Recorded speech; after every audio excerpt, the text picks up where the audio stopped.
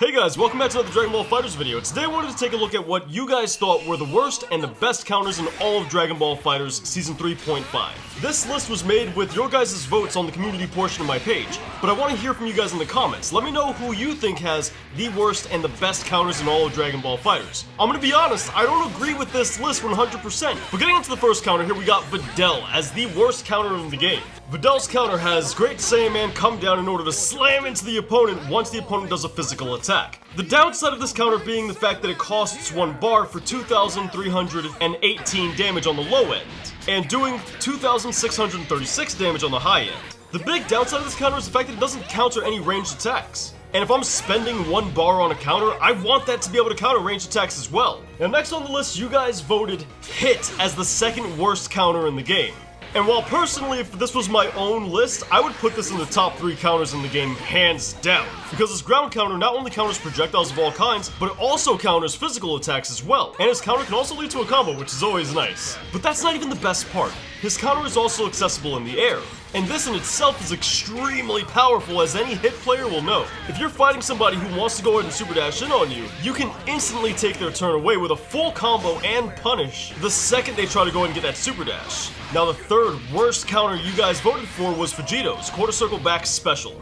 This thing will counter attacks of all kinds, projectiles or physical. The only issue is his counter has a range limit on it, so if you're not within that range, he's not going to snag you up. But if you are, you can expect 1,350 damage to nail you in the face. And that's just the damage from the counter itself. That's not including the vanish into a full combo after that. Well, overall, I'd agree it's certainly not one of the best counters in the game. It certainly feels disrespectful in order to get hit by this thing. Moving down the list, we have Janemba. This is another counter I think is really underrated, and I'll show you why. You see, Janemba's counter, while it may not counter physical attacks, it does a phenomenal job at countering projectiles. The millisecond one projectile collides with Janemba, he'll enter a state of being completely invulnerable to all projectiles, period. In fact, Janemba's so invulnerable at this point that if the opponent actually activates your counter attack with any normal ki blast or projectile, and they decide to do a level 1 or level 3, Janemba will just nope out of that whole situation. And that's a quality not many counters give you. And while sure, that is super situational, it's nice to have that in your back pocket. Next up on the list, we have Cooler with his level 3 counter. And to be honest, that's the big downside about his counter, the fact that it's 3 bars. While it does work on both physical moves as well as projectiles, this is not something you're going to be able to get a combo after. And for that reason, in my opinion, this would probably be one of the worst counters in the game. Now we've gotten to the 2 characters that have the best counters in the game, that being UI Goku and Jiren. Now number 2 on this list, we got Jiren, the bald boy himself. This guy's absolutely ridiculous with the counters, and I'm shocked he didn't get number 1 spot. Now for this example, we're going to ignore his quarter circle back medium, as it only works on low attacks. As for his quarter circle back light and his EX, as well as his quarter circle back special, all work on pretty much everything. Now Jiren's quarter circle back light and EX moves will both nullify any sort of projectile that comes his way, as long as it's not a level 1 or a level 3. While the counter may not actually proc, and it won't do damage to the opponent, at least you won't take damage either. However, if the opponent's on the unfortunate end of one of your counters, even the light version is going to dish out 2,300 damage, with the EX version dishing out 2,500 damage.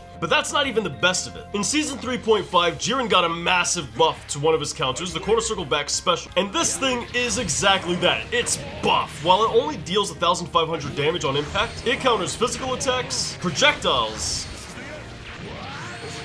as well as dragon rushes. And that's not to mention the fact that it does lead to a full combo as well. The massive downside of this counter being the fact that it can be vanished out of. However, if that happens, you can always vanish yourself, provided that you have a bar and you return back to neutral. Given Jiren's raw magnitude of counters, I think this is a very fitting place for him on the list. Now for the best counter in the game. Is anybody really surprised? It's UI Goku. UI Goku has 2 major counters he can use. This coming in the form of his 6H, and while this counter may only work on the ground, it works for both projectiles as well as physical moves. Not to mention the fact that it moves you directly to the opponent.